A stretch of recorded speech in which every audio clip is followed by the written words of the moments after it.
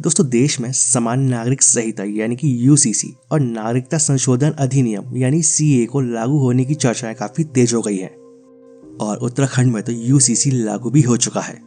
वही भाजपा नेता और केंद्रीय मंत्री शांतनु ठाकुर ने दावा किया है कि पूरे बंगाल समेत देश भर में जल्द ही सीएए कानून लागू हो जाएगा और इसके साथ ही एक बार फिर से बहस शुरू हो गई है।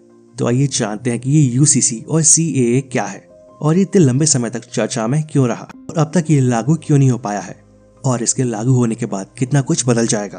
तो अगर बात की जाए यूसीसी की तो इसका मतलब है यूनिफॉर्म सिविल कोड यानी कि समान नागरिक संहिता।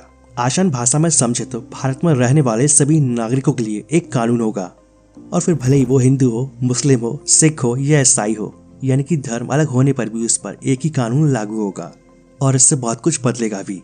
यूसीसी लागू होने पर शादी करने, बच्चा गोद लेने, तलाक और उत्तराधिकार से जुड़े कानून सभी धर्मों के लिए एक जैसे हो जाएंगे। आपको बता दें कि भारत दुनिया का पहला ऐसा देश नहीं है जहां पर इसे लागू करने की तैयारी हो रही है।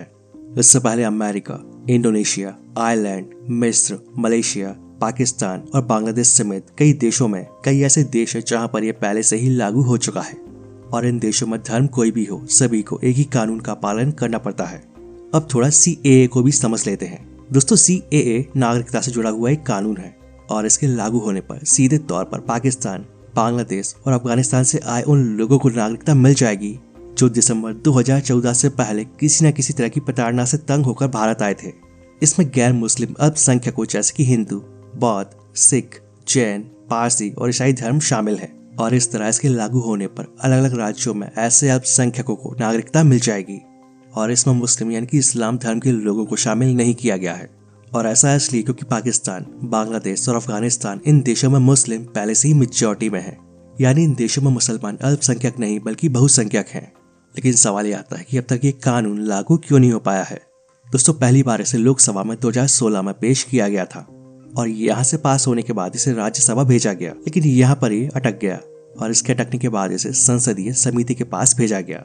2019 का चुनाव हुआ और दोबारा मोदी सरकार बनी और सरकार बनते ही इसे दोबारा लोकसभा में पास किया गया और फिर राज्यसभा में भी इस पर मोहर लग गई और दोनों जगह पास होने के बाद 10 जनवरी 2020 को राष्ट्रपति की मंजूरी भी मिल गई। हालांकि फिर भी ये लागू नहीं हो पाया। लेकिन सीएए कानून लागू क्यों नहीं हो पाया? सीएए यानी कि सिटीजनशिप अमेंडमेंट एक्ट और यूसीसी लागू होने की बात पर देश में कई राज्यों में बवाल हुआ था और विरोध प्रदर्शन के बाद यह लागू नहीं हो सका। हालांकि सरकार ने इसे लेकर अपने तर्क दिए थे।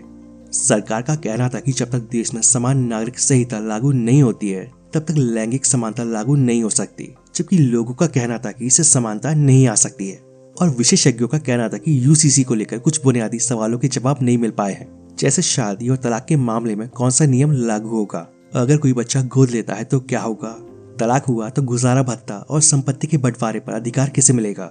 इन सबको लेकर जवाब नहीं मिले, जबकि यूसीसी का सबसे ज्यादा विरोध नॉर्थ ईस्ट में हुआ। चलिए यहाँ उदाहरण से विरोध के कारण को समझ लेते हैं। दोस्तों, भारत में उत्तर पूर्व में 7 राज्यों को 7 सिस्टर्स कहा गया है। इन 7 राज्यों में 238 सजातीय समूह हैं, जिनकी अपनी अपनी परंपरा है, उनकी पहचान अलग है, उनका रहन सहन अलग है। ये समूह नॉर्थ ईस्ट को ही अपनी धरती कहते हैं और वो नहीं चाहते कि पड़ोसी देशों से आए लोगों को नागरिकता मिले। उनका मानना है कि ऐसा होने पर उनके हक का बंटवारा हो जाएगा, उनके राज्य के संसाधन पर उनका हक है और नॉर्थ ईस्ट के निवासी को लगता है कि ऐसा होने पर वो पिछड़ जाएंगे। वैसे दोस्तों, आप सभी यूसीसी और सीएए के बारे में क्या सोचते हैं? क्या ऐसे लागू होना चाहिए और लागू होना चाहिए तो क्यों? कमेंट करके जरूर बताएं और इस वीडियो को जितना हो सके अपने दोस्तों, फ्रेंड्स, फैमिली के साथ शेयर जरूर करें।